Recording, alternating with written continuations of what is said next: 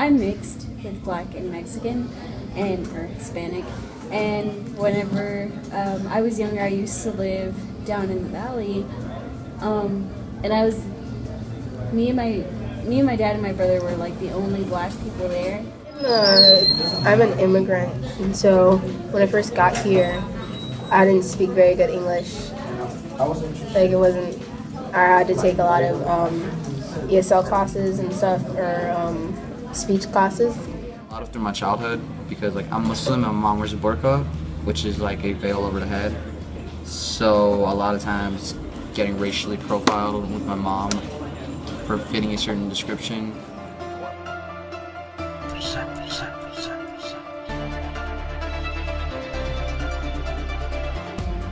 Everybody was so mad at my mom for getting pregnant by a Black man.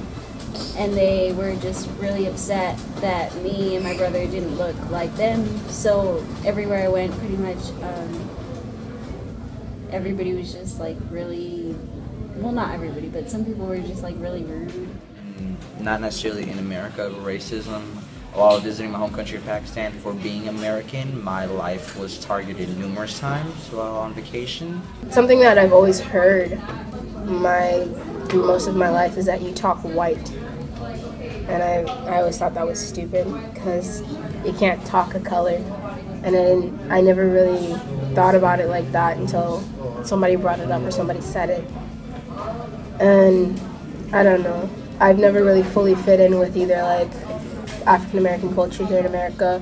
I've never really fit in with just like my native culture. It's always like kind of an in-between type of thing. And they didn't understand why Black people were living there, or why my mother decided to get pregnant by a Black man.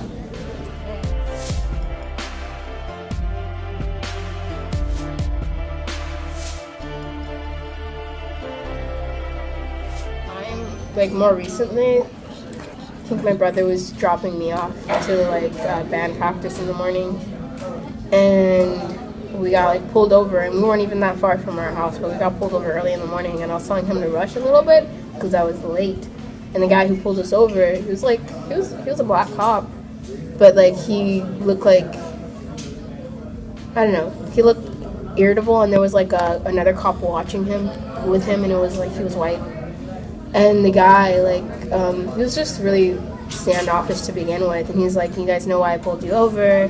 And the general stuff. And we were like, why? And he was like, oh, yeah, we're going 5. Like, literally only 5 over the speed limit.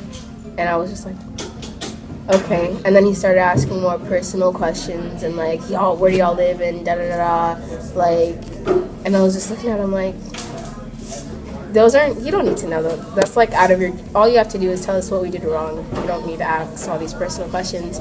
And then after he like kind of talked to my brother, and my brother's a really nice person, so he didn't even feel like he was being harassed, but I could feel the tension. And then the guy walked away, and my brother said, okay, have a good day. And the guy turned around, like, and he had his hand on his like belt or whatever, like where his gun was. And I just remember freaking out because I was like, oh my God. And then at first I was pissed off because I felt like it was unnecessary and it wasn't needed. And then at the same time, I felt like scared when he was like, because it was around a time where a lot of African Americans were dealing with police brutality. It was in the news all the time, and it still is.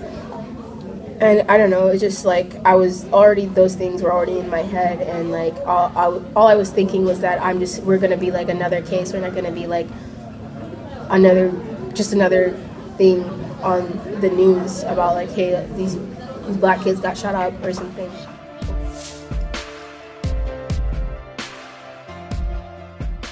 I was afraid to go out, and I was afraid to accept new people and be with other people. I did not like going to school at all because of the kids, and I just felt like very uncomfortable just in the situation and just with a bunch of people, because a bunch of people would stare, and they know, like, you know, that sort of race is not really around here because everybody normally speaks Spanish, and I knew how to speak Spanish sort of, but not a lot, so it was just very different, and I really wanted to move, so we ended up moving to Austin.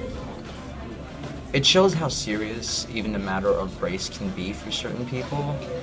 But it also taught me like how dumb racism is, because like as a concept, it's like, wow, this is like such a horrible thing. But when you experience it from both sides of the world for it's basically the same principle but completely different reasons, it's kind of makes it funny. Like, wow, this is pretty stupid.